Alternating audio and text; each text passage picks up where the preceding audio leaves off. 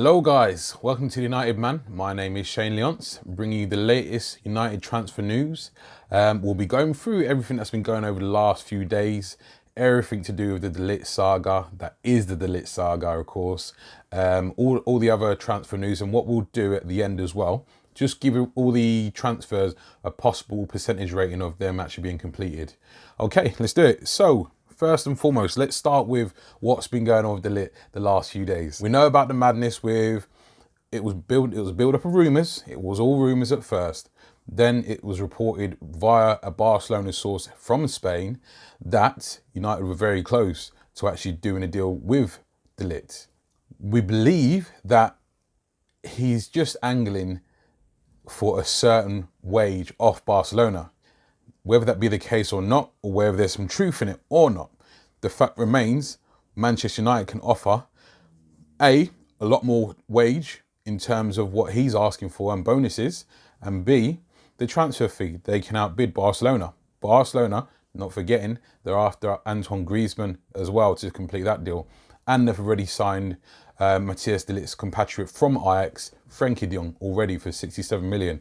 That's Griezmann for 102 million, and now they're looking at Matthias de Ligt for 65 to 70 million as well. So that being said, that's a lot of money that Barcelona obviously having to fork out without being able to sell anyone first. What we do know is de Ligt did have an agreement back in April with Barcelona, but since his success in the Champions League has obviously had a change of heart, let's just say, or his head turn, where he obviously realised, or more than likely his agent Mino Raiola has said to him, look, you can get a lot more money. You can get a lot more bang for your buck based on the performances. You're one of the most sought after defenders in the world.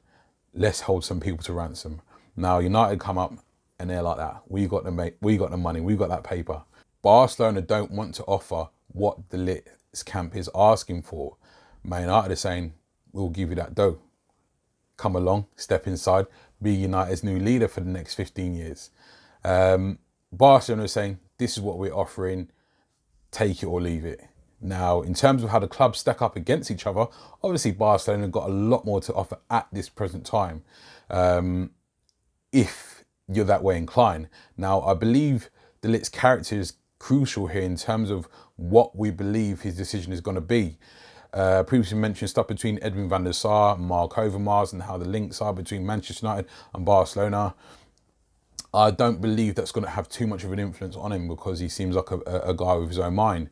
Now, Daley Blind will have more of an influence on his possible decision as it pertains to Manchester United. Obviously, Ligt's only just recently left Man United, so he'll have more of an insight into how things are run at Manchester United, whether it's good, bad, or indifferent. He'll be able to give those sort of thoughts over to de Ligt. It was then dropped from a news source, I believe it was Guillaume Balaguer, saying that the hierarchy at Manchester United are or have dropped their interest and the deal's basically off because they expect him to be signing with Barcelona within the few coming days, what have you. The next morning, it then broke that de Ligt is very keen to join Manchester United, even without Champions League football, even though previously stating he wouldn't join a club that isn't in the Champions League now. Now, the only thing that I think that Manchester United have going for them in terms of de Ligt is that he can come in, be the leader and be the catalyst in driving Man United back to where they should be. That's the only thing I can think of really. That and obviously the cash that we can offer him. If we have a look at Moussa Dembele. Now, Dembele, Leon have said there hasn't been an approach made for Dembele as of yet. Now, whether that's true or not, probably not. Probably not the case. They probably had an offer, but obviously they're just keeping their cards close to their chest. I believe Man United are heavily interested in Moussa Dembele and will look to sign him as well. Giovanni Lo Celso. Now, that's Real Betis central midfielder. But all it's been reported is that he's been linked with ourselves, Tottenham, Juventus, and PSG, and Bayern Munich as well. It doesn't really say too much more than that. So, and to be honest, I wouldn't really want anything much more to be in it than that. I don't believe he's a player that we should be going for. No, better quality we'd need. As it pertains to Daniel James, now it's believed that it could be anything as soon as this weekend where his transfer is confirmed. So that's all but done. I believe the deal was obviously signed in terms of the personal terms being agreed. Bruno Fernandes. Now, Bruno Fernandes has actually come out himself and said he doesn't know if he'll be playing at Sporting Lisbon next season. What he does know is that he's enjoyed the 2 years that he's had there, but now he needs a rest. He's not aware of if he's going to be at Sporting next season. He hasn't made his mind up yet. He'll go away for the international football and then make a decision after that. So I don't know where that one's going to land. There's not been a load of information coming out about that one, but let's see. João Felix is much of the same. He'll be joining up with Bruno Fernandes for the national team. However, there's been a bit more information. I think Benfica are expecting to have João Felix go. I think the only thing they're asking is that his release clause be met. Now, I know Man United is looking to hit that. I know Manchester City possibly will do as well, but yeah, let's see what happens. Next, you've got Dybala. There's been some information come out on Paulo Dybala. Apparently, Juventus Sporting director has basically come out and said, look, Dybala is not for sale at all.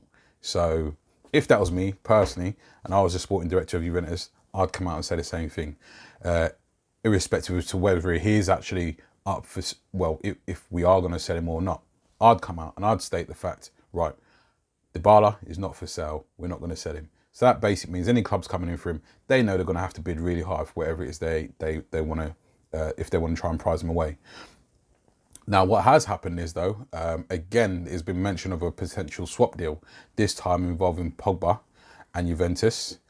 Pogba going obviously that way, and we'd be receiving Paulo Dybala and Sandro as well. So whether that's the case or not, I don't know. Let's watch the space on this one. But it kind of contradicts what the sporting director is saying, doesn't it? So let's see. Aaron Wan-Bissaka, I think that still remains the same. A fee has got to be agreed. And in terms of whether Crystal Palace are trying to play hardball, obviously, it won't last long. They don't have the cash to be turning down, significant amounts of money. So let's see. Koulibaly, now, obviously it was last sort of raised that they'd rejected a £95 million bid from us. So let's see. Again, it all depends on what the player wants to do. If the player doesn't want to be there anymore, it's incredibly hard for a club to keep a player that doesn't want to stay there. Likewise for us and Paul Pogba. But yeah, let's just see how that one goes. And finally, in terms of transfers in, you got Ndombele, who, yeah, apparently we're waiting to see what Paul Pogba does within whether he stays or goes. Now, for me, again, I've mentioned this before, if we're positive on a player that he can improve Manchester United or is a potential replacement, you bring him in anyway. You don't wait to see, because then obviously that's just like giving everyone else an opportunity, because there are other clubs obviously looking at all these players that we're linked with. So if we have the potential to do a deal or the opportunity to, let's just get it done, regardless of what Paul Pogba's doing or any others. Like same goes for David De Gea. If we, he's tried to leave quite a few times. I want him to stay. However, we need to be prepared. So whether that's something that's done behind closed doors and we're ready to pull the trigger, so be it. But let's bring it to a close and then wait and see. In terms of players leaving, Lukaku obviously looks set to leave Manchester United, either in a swap deal or straight cash. Prefer the cash, if I'm honest. So we're not just being lumbered with someone that the other team doesn't want. So that one I can see happening pretty soon. Obviously, there's some pundits in Spain basically saying that the Paul Pogba deal has already been agreed. What they're waiting for is basically to reveal Eden Hazard as their major signing, and then shortly after they'll announce Paul Pogba as well. So that's just coming for some Spanish media pundits. I suppose that's just the equivalent of Gary Lineker, say, releasing information saying, it's a done deal, don't worry about it. I have a bag of Walker's crisps. So yeah, I wouldn't read too much into that one. And also Alexis Sanchez is just looking like he's just having to decide where exactly he's going to end up. So I just think it's a matter of time as to when he actually leaves, as opposed to if. So can't wait for that one to get done. Hopefully we can get all of his wage off the books, but I doubt it. It'll be hard. We'll probably end up having to pay a third, if not more. I said earlier, be looking on the percentage chance of these deals being completed. So if we start back at the top with Matthijs de Ligt, I've given that a 40%, purely because I still believe Barcelona is his number one choice. And I believe it's just coming down to finance. Raiola playing the hard ball, using Man United as leverage. It's not to say he doesn't have some interest in Manchester United, but I still think Barcelona is still number one in terms of his choice. Moussa Dembele, I think that's that could happen. I've given that a 70%. So that's just a case of, going through the rigmaroles. Obviously, the rest of Europe, they sort of finish their season a little bit later. So yeah, I think I could see that one getting done fairly quickly. The Giovanni Lo Celso one that we spoke about earlier, I've given it a 5% chance of getting done. Can't see that happening at all. Daniel James, given that 95%. Now, I won't go any higher than 95% because until they're holding that Man United shirt, signing the contract, that's as hard as I'll go. Bruno Fernandes, giving that a 45%. Now, I think that's purely because Man City are in the runnings for him. Now, I know Man City are looking to sell Leroy Sané possibly to Bayern Munich. If that gets done and that opens up a place, but they're still stacked in that sort of area for players. So if that was me, part of my pitch to Bruno Fernandes would be like, okay, you can go to City, but you're not guaranteed to start every week. Here, you're guaranteed to start every week, and we're bringing in your little cousin, João Felix. So yeah, 45% on that one. João Felix, I've given that a 55%. Again, we're being there with a few clubs. I know Atletico Madrid are after his services as well. But if we can get that one done, that would be really good in terms of, if we can get those sort of players like João Felix, Bruno Fernandes done, I think that's a huge way in terms of a step forward. Get the defence sorted, obviously, solidify our keeper choices, and then go from there. Also got Paulo Dybala. I'll give that a 10%. If I'm Juventus, I'm not selling. I'm keeping Dybala. But as a United fan, obviously, I want to get him as well. Players of that ilk and quality where we finish 6th, if we can draw in those kind of players, that would be fantastic. Wan-Bissaka, I've given a 75%. Don't think that deal, that's just a question of time. Kalidou Koulibaly, I've given a 60% to that one, because I think that strongly depends on what happens with Matthijs de Ligt. And Ndombele, I've given 40%. Again, that one seems to be pending Paul Pogba. Well, so has been quoted anyway. The outs, Lukaku, I've given 8% chance. I believe he'll be going. Pogba, I've given 40% to whether he stays or goes. And Sanchez, I've given 90%. He'll go. It's just a question of when and where, and if they can afford his wages. If not, what kind of deals we're going to have to work out.